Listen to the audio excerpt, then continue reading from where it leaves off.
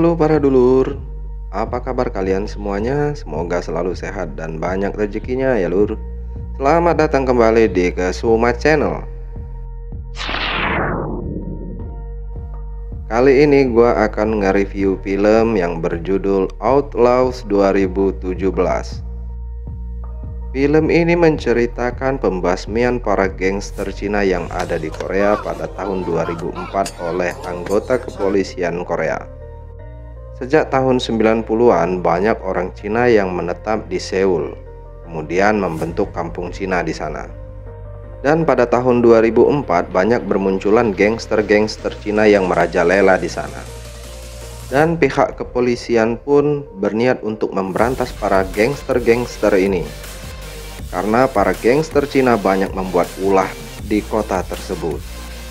Film ini dibintangi oleh Ma Dong-seok, atau lebih dikenalnya dengan nama sebutan Don Lee. Don Lee berperan sebagai seorang polisi yang bertugas membasmi para gangster yang semakin merajalela, yang mana munculnya gangster baru yang bisa menguasai kota itu dalam waktu sekejap. Bagaimana kisah selanjutnya? Kita langsung saja ke alur ceritanya. Selipau.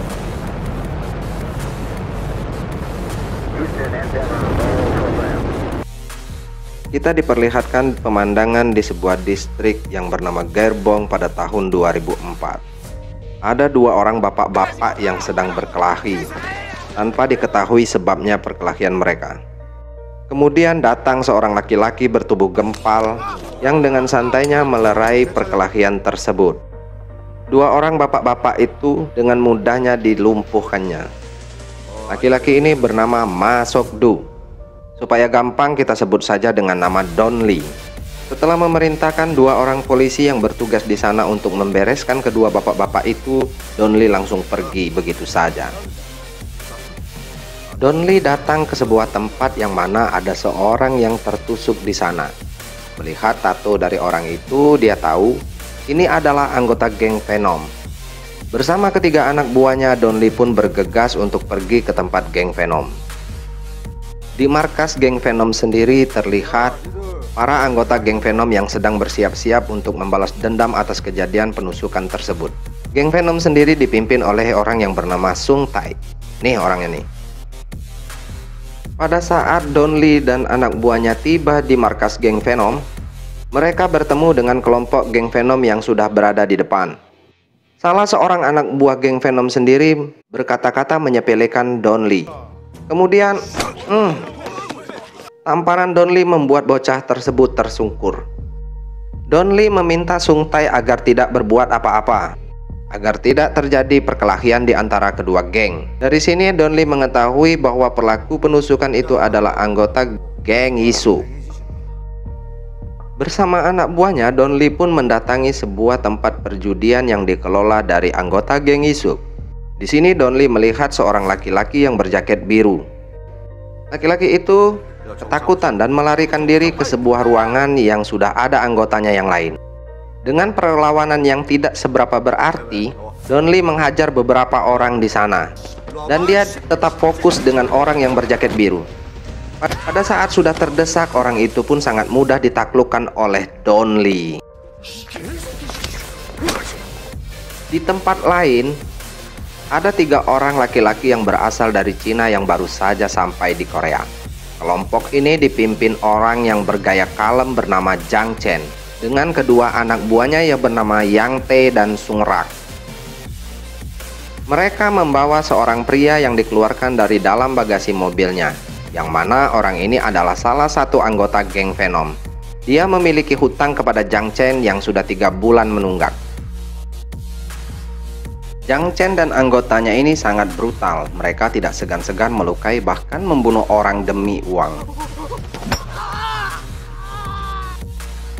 Karena tidak mengakui atas apa yang sudah ia lakukan, anggota geng Yisuk ini membuat Don Lee marah.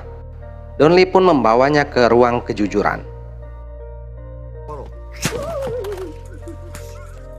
Tiba-tiba, sang kapten yang bernama John datang ke kantor dengan marah-marah. Sang kapten baru saja dapat teguran dari petinggi-petinggi di Polda, karena belakangan ini aktivitas para gangster semakin mengkhawatirkan. Don Lee dan anak buahnya mendatangi markas besar geng Iso. Don Lee sempat dihadang oleh beberapa anak buahnya, namun itu bukan menjadi hal yang besar bagi Don Lee. Don Lee masuk ke ruangan bos geng Iso.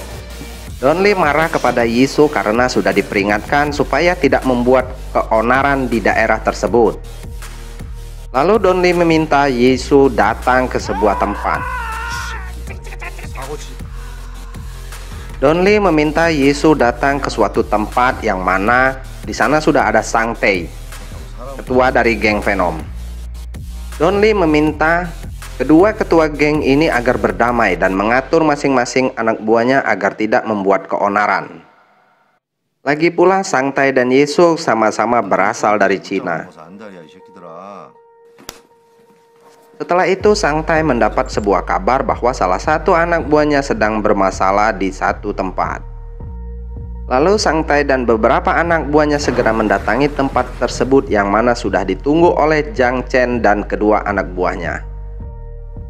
Setibanya di sana, Sang Tae langsung menendang meja yang ada di depan Jiang Chen, menanyakan siapa mereka dan apa masalah anak buahnya. Jiang Chen mengatakan bahwa dia menagih hutang kepada anak buah Sang Tae yang sampai sekarang belum bisa melunasi. Karena mendengar angka yang tidak masuk akal, Sang Tae meludah di depan Jiang Chen dan menepuk dada Jiang Chen, mengatakan agar Jiang Chen menagih dengan cara yang benar. Dan hal brutal pun terjadi di sini. Tanpa berkata apa-apa, Jiang Chen langsung menusuk leher Sang Tae dengan sebuah pisau. Beberapa anak buah Sang Tae pun dibuat takut dengan perbuatan tiga orang ini. Mereka tidak bisa berbuat apa-apa, walaupun melihat bos mereka dibunuh dengan keji di depan mata kepala mereka sendiri. Jiang Chen mengatakan mengambil alih geng Venom dan seluruh anak buahnya, dan menjadi anggota geng Naga Hitam. Don Lee diminta datang ke sebuah tempat karaoke yang dikelola oleh geng Chun Sik, yang dipimpin oleh Huang. Ini orangnya.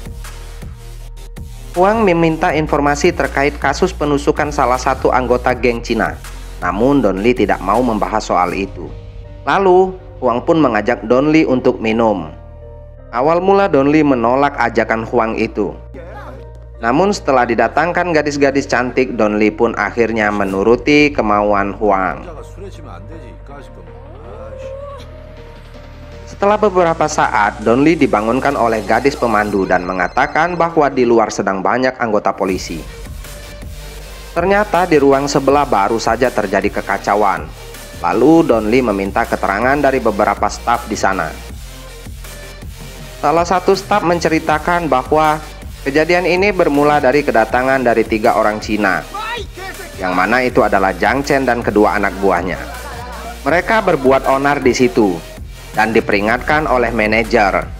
Karena tidak terima dikata-katai kasar oleh sang manajer, mereka berbuat keji dan brutal sampai memotong tangan manajer, lalu pergi begitu saja.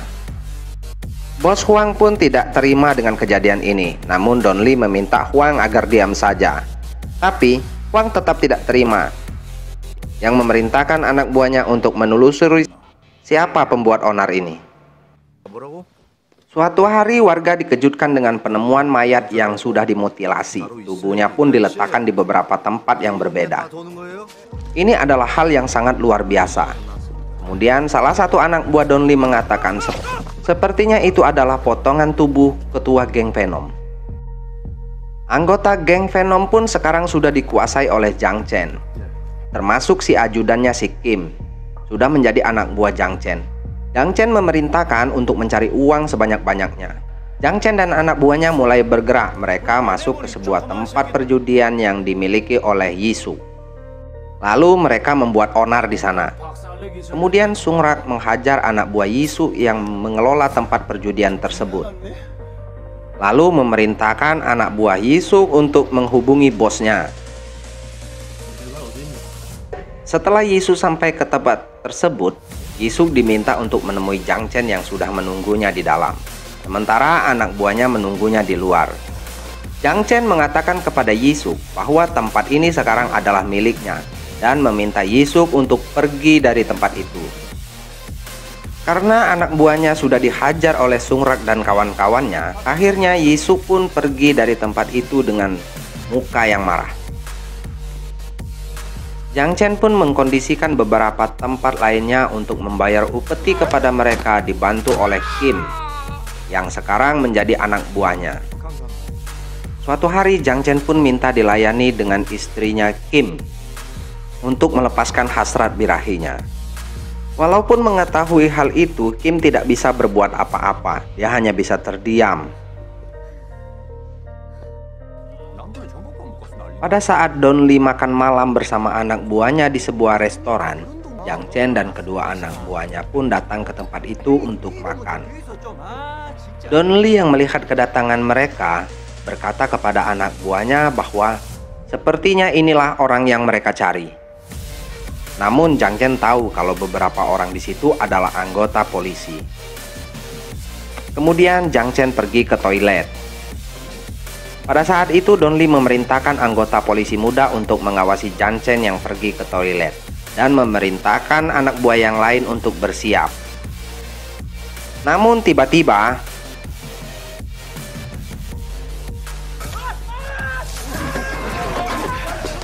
Jiang Chen dan anak buahnya pun bisa meloloskan diri.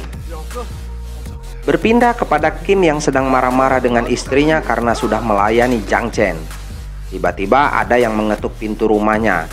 Pada saat membuka pintu, Kim langsung dihantam dengan pukulan. Mereka adalah anak buah Huang, si bos karaoke yang mencari informasi keberadaan orang-orang yang sudah mengacak-ngacak tempatnya. Huang dan anak buahnya menyiksa Kim di suatu tempat. Huang menanyakan di mana keberadaan 3 orang yang sudah mengacak-ngacak tempat karaoke-nya. Namun Kim pun tidak tahu di mana keberadaan mereka. Huang marah kepada Kim yang sudah berkhianat kepada geng Venom dan menjadi budak orang lain. Kim pun meminta kesempatan kepada Huang untuk membunuh Jiang Chen dengan tangannya sendiri. Don Lee dan anak buahnya mengunjungi polisi muda yang sedang dirawat di rumah sakit. Polisi muda merasa trauma dengan apa yang sudah terjadi. Dia merasa takut. Dan dia mengajukan pengunduran diri dari unit tindak kejahatan berat dan minta dipindahkan ke bagian intelijen. Don Lee pun memahami hal itu. Don Lee pun meminta anggota polisi muda itu untuk fokus beristirahat dulu, menunggu kesembuhannya. Sungrak marah-marah ketika mengetahui tempat mereka sudah diacak-acak oleh anggota geng Yisuk dan mau melakukan balas dendam atas kejadian itu. Ternyata memang Sungrak sudah dijebak oleh Yisuk agar keluar dari sarangnya. Yisuk tidak terima dengan mereka sudah mengambil alih tempat perjudiannya. Pada saat sedang baku hantam, Don Lee dan anak buahnya tiba di tempat tersebut, yang memang Don Lee sudah memerintahkan anak buahnya untuk mengamati pergerakan kedua anggota geng ini. Don Lee meminta Yisuk pergi dari situ dan mengatakan kalau dia akan menyelesaikan permasalahan ini. Don Lee meminta kedua orang tersebut menyerahkan diri ke polisi. Namun tak mungkin menyerah begitu saja. Baku hantam pun terjadi. Di sini, Sungrak bisa dilumpuhkan oleh Don Lee.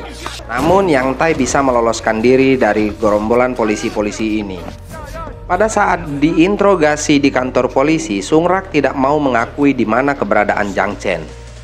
Bahkan Sungrak pun memaki Don Lee. Lalu Don Lee pun memberikan beberapa pelajaran pertahanan diri kepada Sungrak.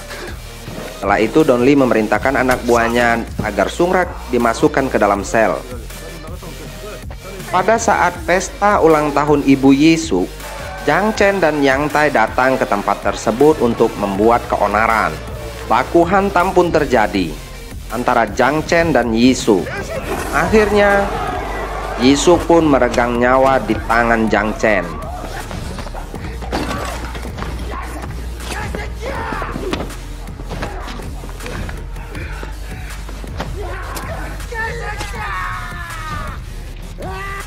Hal itu pun diketahui oleh sang kapten dan Don Lee melalui berita televisi, di mana sang kapten pun merasa unit kejahatan berat seperti tidak berguna. Lalu di situ pun terjadi sedikit cekcok antara kapten dan anggota polisi yang lainnya yang saling menyalahkan. Lalu Donli dan kapten pun dipanggil oleh komisaris atasan mereka untuk menghadap. Mereka kedatangan tamu yang bernama Kapten Kang dari unit pembunuhan kepolisian Seoul.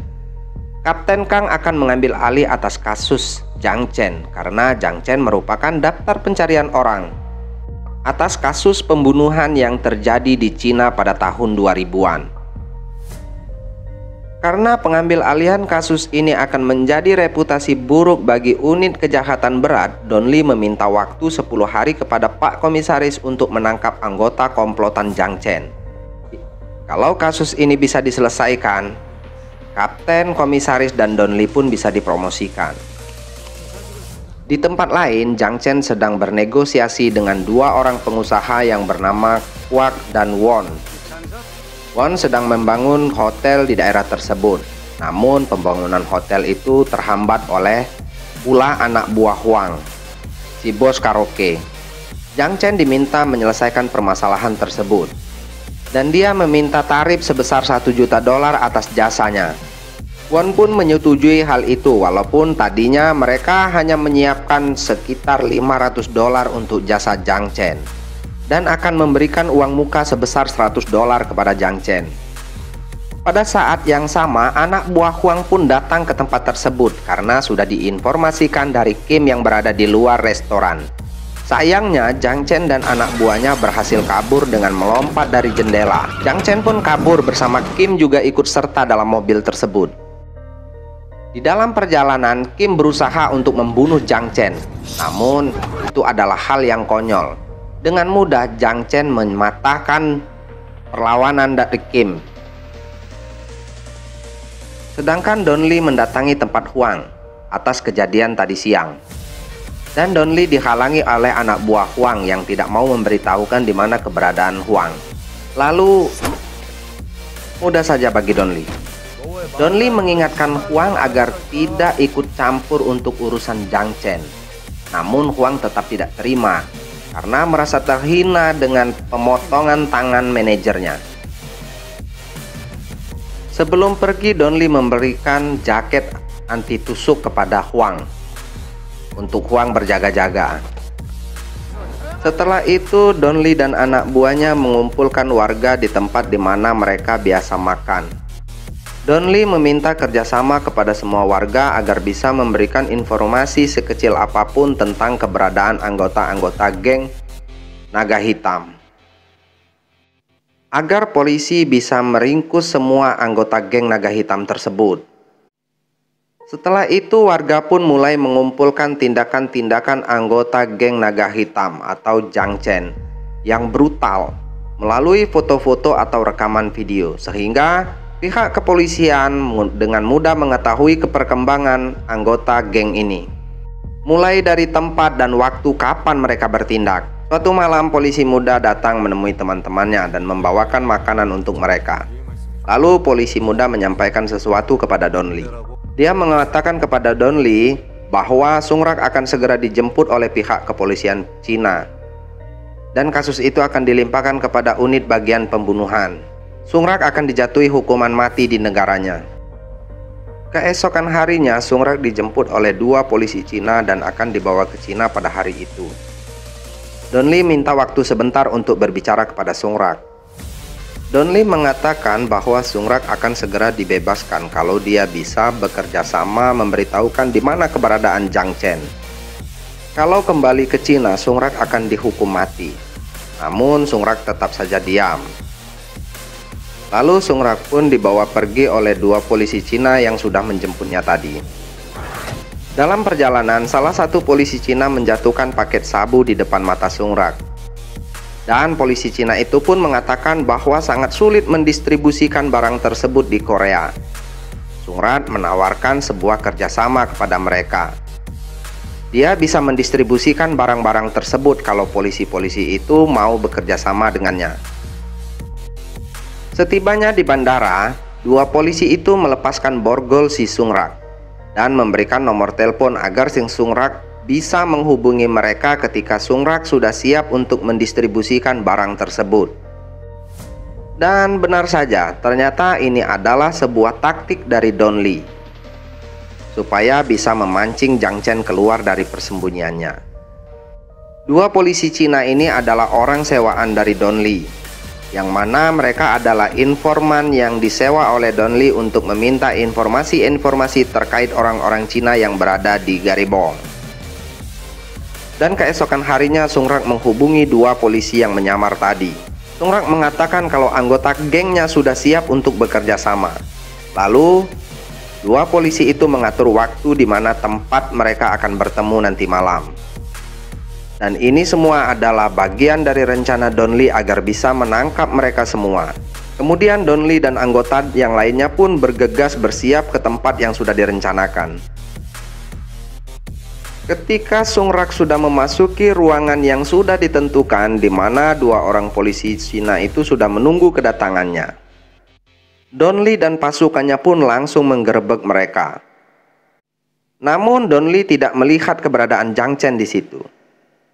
Ternyata mereka membagi dua kelompok bagian mereka.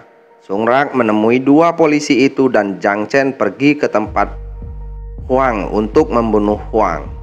Jiang Chen dan anak buahnya langsung membantai satu persatu anak buah Huang. Setelah Huang terlihat oleh Jiang Chen, terjadilah aksi kejar-kejaran antara Jiang Chen dan Huang. Huang lari ke arah kantor polisi, namun sebelum sampai kantor polisi dia tertangkap oleh Jiang Chen.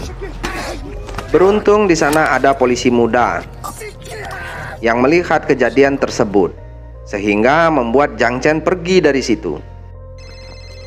Lalu Don Lee mendapatkan telepon dari polisi muda yang mengatakan bahwa Jiang Chen berada di sebuah pusat daur ulang yang ada di Garibong. Don Lee pun langsung bergegas berangkat ke tempat tersebut.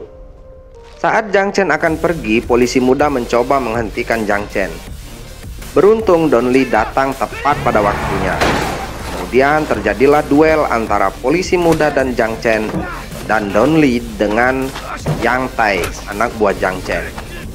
Tak lama kemudian, kapten dan anggota polisi yang lainnya pun datang ke lokasi.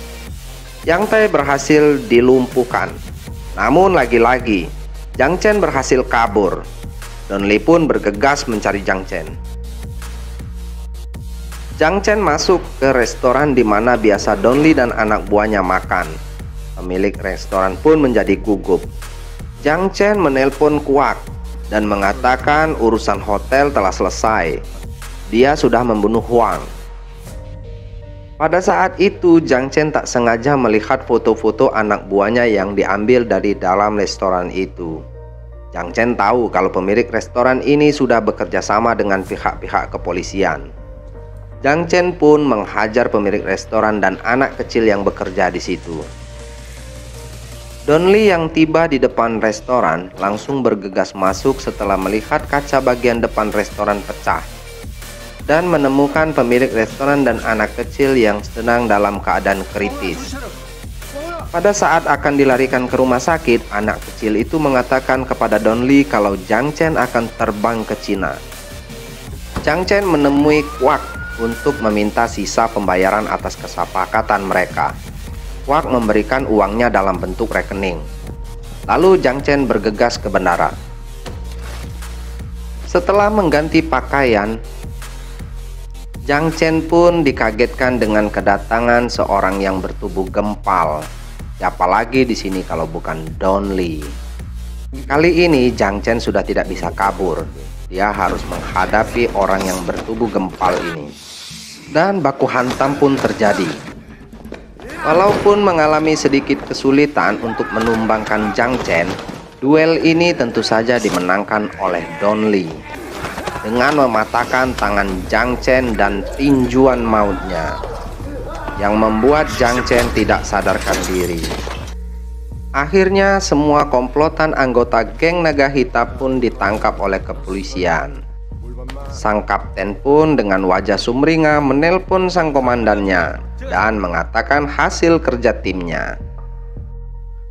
Film diakhiri dengan adegan senyuman Don Lee yang mendengar kalau dia dicari sang komisaris kepolisian.